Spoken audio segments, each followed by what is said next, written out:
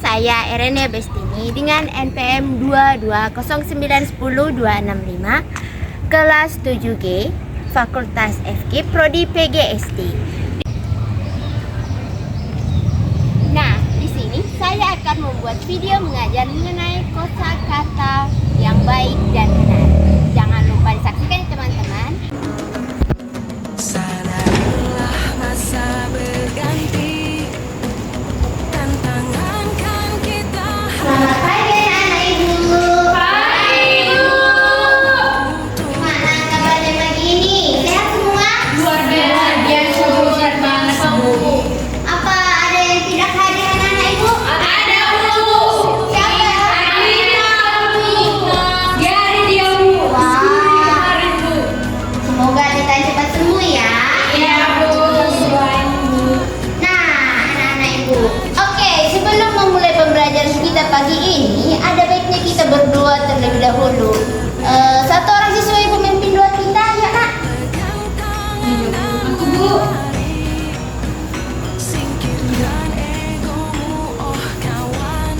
Ya teman-teman, kita bersatu dalam doa dengan Bapa dan Putra dan Roh Kudus. Amin. Terima kasih ya Tuhan. Amin. Dan Bapa, Putra, Roh Kudus. Iya, terima kasih anak ibu. Iya Ibu, sama-sama Ibu. Oke, kita kan sudah berdoa tadi. Ibu mau mengecek kehadiran anak-anak ibu nih.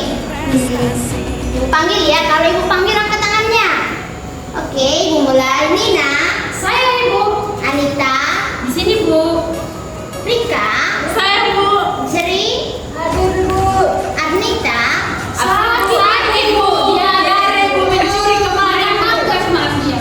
Ini sakit Bu dia Bu. Itu ya. Yang bisa dibilangin ya. Oke, sebelum memulai pembelajaran kita, ada baiknya kita menyanyikan lagu nasional dulu ya.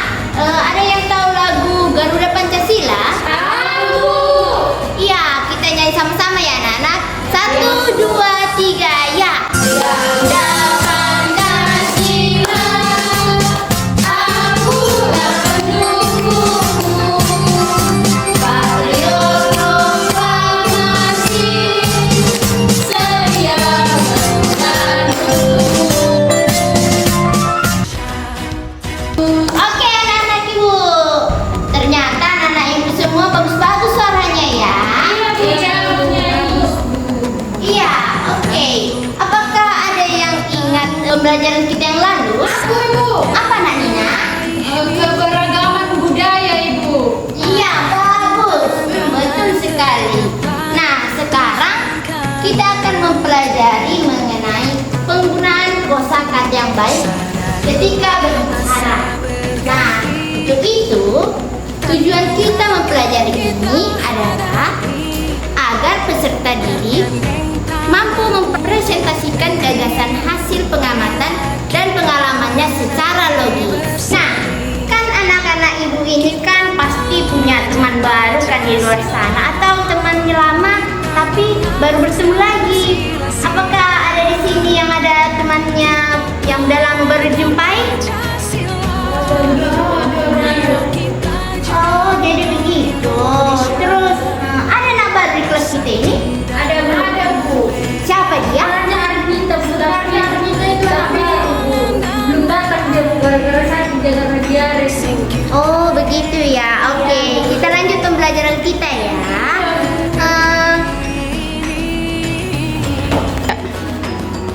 Membahas mengenai pembelajaran kita hari ini, penggunaan kosakata yang benar itu harus menggunakan atau sesuai dengan konteks yang dibahas. Maksudnya konteks yang dibahas ini yaitu harus sesuai alurnya. Jadi misalnya gini, diceritakanlah mengenai hewan, harus mengenai hewan juga yang diceritakan. Begitu ya anak-anakku? Iya Bu.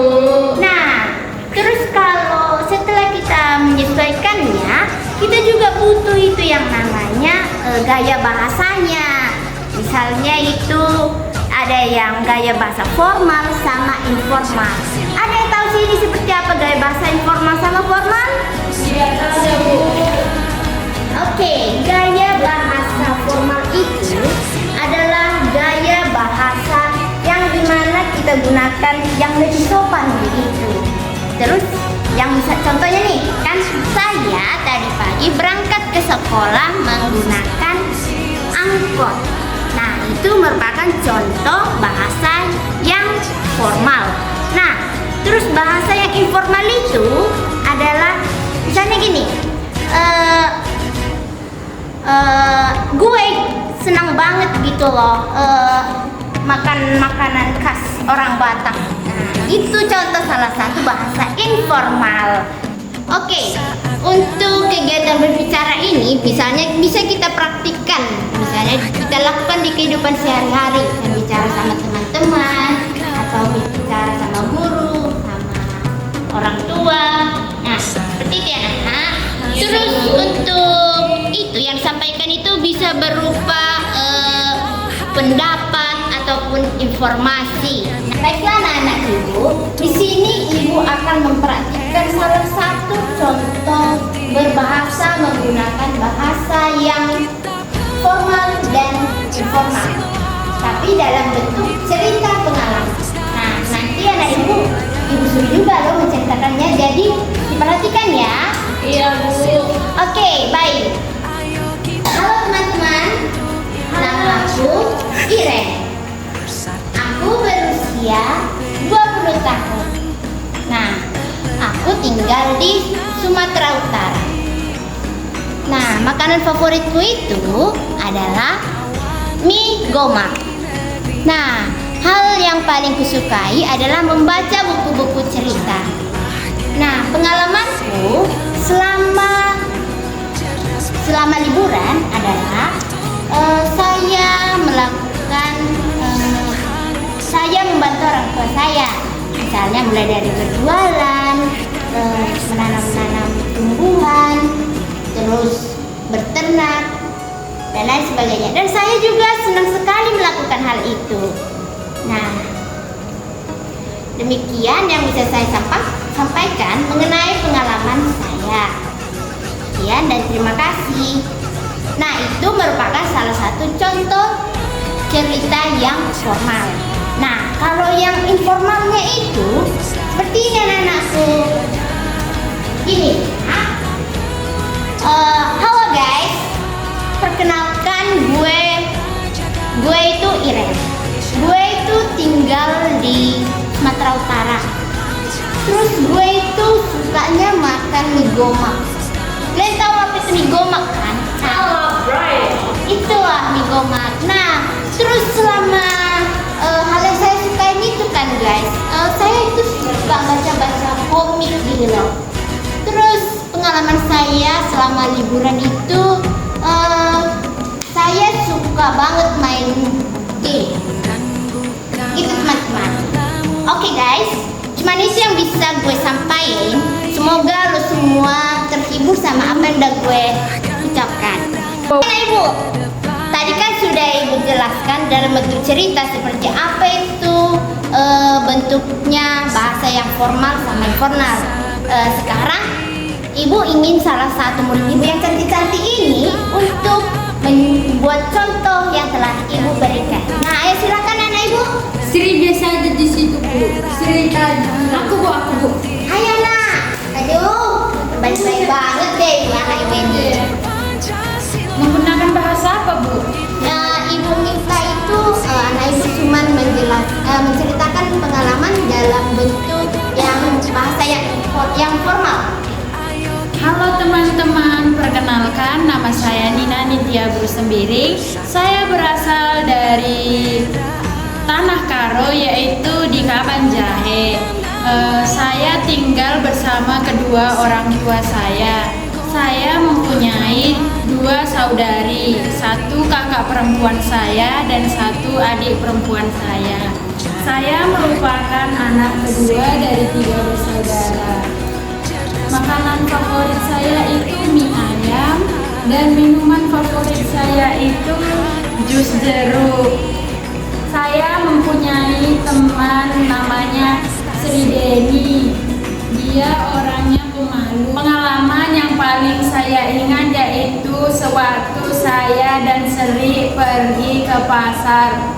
Kami pergi ke pasar untuk membeli pakaian. Sesampainya di pasar, Sri jatuh ke BC. Jadi kami pergi ke rumah untuk mengganti pakaiannya si Sri. Pada saat dia jatuh, ternyata ada ibu-ibu yang mengejek dia. Jadi saat pulang ke rumah, dia menangis dan mengadu sama mamanya. Terima kasih. Iya, terima kasih ya nak. Jadi kenapa sedang anak ibu yang cantik ini? Oke, baik.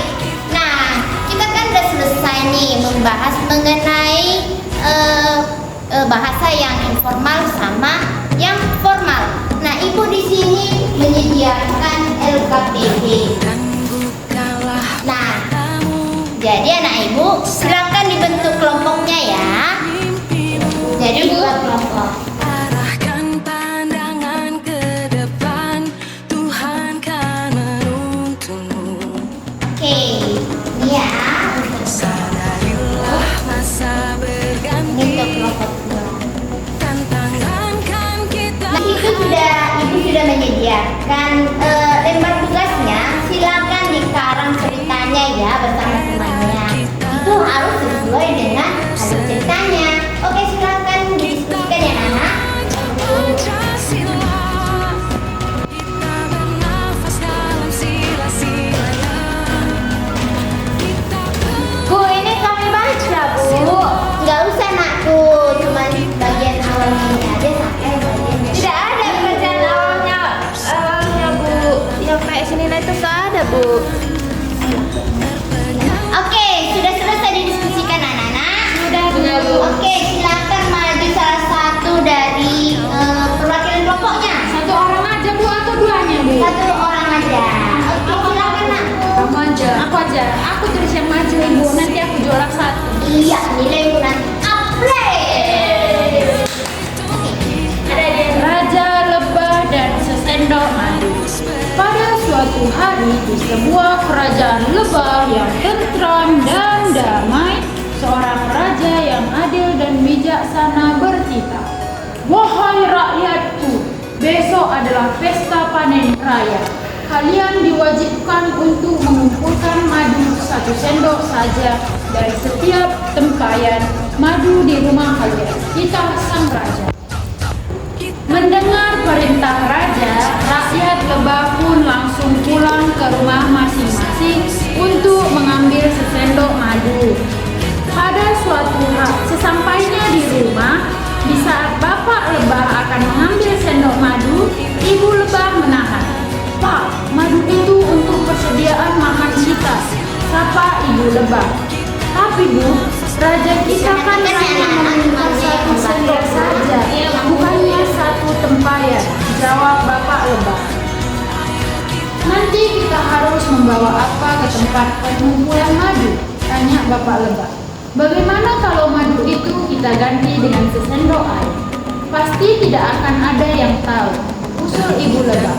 Akhirnya bapak lebah mengikuti usulan ibu lebah tersebut.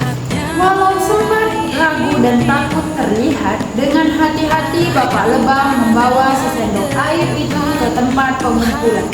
Sebuah tempayan besar di depan istana, lebah-lebah lain pun berduyun-duyun mengumpulkan sesendok madu.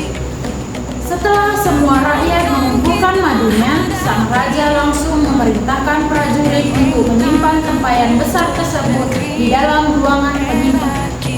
Keesokan harinya menjelang pesta perayaan dimulai, sang raja bersabda, "Wahai rakyatku, saya perintahkan kalian untuk mengumpulkan madu ini, bukannya untuk saya sendiri. Tapi madu ini akan kita gunakan untuk pesta panen raya, dan sebagian kita sisihkan untuk persiapan musim kemarau." Kemudian sang raja memerintahkan prajurit untuk membuka tempayan besar itu. Ketika tempayan dibuka, raja terkejut dan sedih melihat tempayan tersebut hanya berisi air. Ternyata seluruh rakyat telah bertindak curang. Mereka hanya memberikan air, bukan madu. Mereka tidak mematuhi perintah raja. Rakyat lebah merasa bersalah dan menyesali perbuatannya. Karena perayaan yang harusnya menyenangkan dan banyak makanan, kini sepi dan yang ada hanya tempayan besar berisi air. Kemudian beberapa utusan rakyat pun menghadap ke Raja Lebah untuk meminta maaf dan berjanji untuk bersikap jujur dan tidak akan mengulanginya lagi. Raja Lebah mengampuni rakyatnya.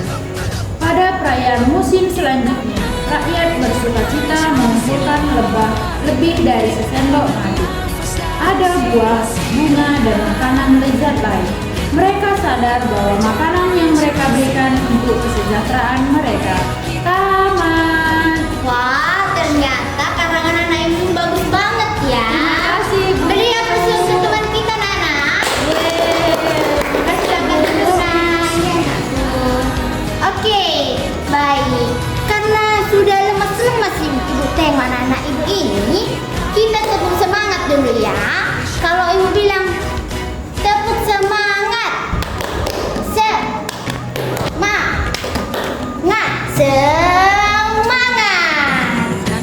Ini ya semangat, gitu ya.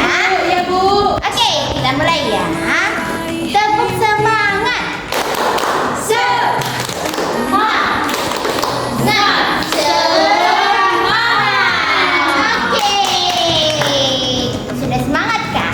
Nah, di sini ibu sudah menyediakan lembar tugas anak-anak ibu. Jadi nanti dikerjakan ya sampai di rumah. Oke, ini ibu bagikan ya. Kita menanti berseri. Lihatkan ya nanti anakku. Iya, Bu. Oke. Nah, Nafas dalam sila-sila. kesimpulan dari pembelajaran kita hari ini adalah kita harus dapat menyesuaikan bahasa atau alur dari pembahasan yang akan kita gunakan ketika berbicara. Tapi dalam penggunaan itu kita juga harus menggunakan bahasa yang sesuai, misalnya tadi ada yang formal dan yang formal. Oke, baik anak-anak. Untuk menutup pertemuan kita hari ini, kita bernyanyi dulu ya. Kita nyanyi sayonara. Tahu semuanya kan anak-anakku?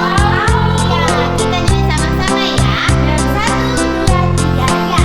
Sayonara, sayonara, sampai berjumpa lagi. Sayonara, sayonara, sampai berjumpa lagi. Terima kasih anak-anakku. Ya, Bu. Makasih ya, Bu. Nah, demikian pembelajaran kita untuk siang hari ini. Kita tutup dengan doa ya anak-anak. Ya, Bu. Ya, silakan anak ibu maju ke depan untuk menutup pertemuan kita hari ini. Ya, Bu. Saya, Bu. Silakan maju anakku. Baiklah teman-teman, marilah kita bersatu di dalam doa dalam nama Bapa dan Putra dan Roh Kudus. Amin. Amin. Terima kasih anakku.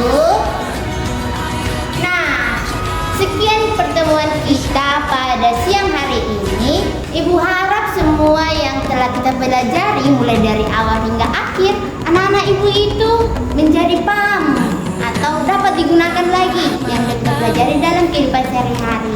Nah, sebagai tambahan, jangan lupa dikerjakan tugasnya nanti anak-anakku. Ya, Bu. Iya, terus itu hati-hati nanti di jalan ya nak. Ya, Bu. Sekian pertemuan kita pada hari ini. Sampai jumpa di pertemuan berikutnya anak-anak. Baik, Dadah. Hadapi bergandeng tangan untuk negeri. Era kita menanti berseri.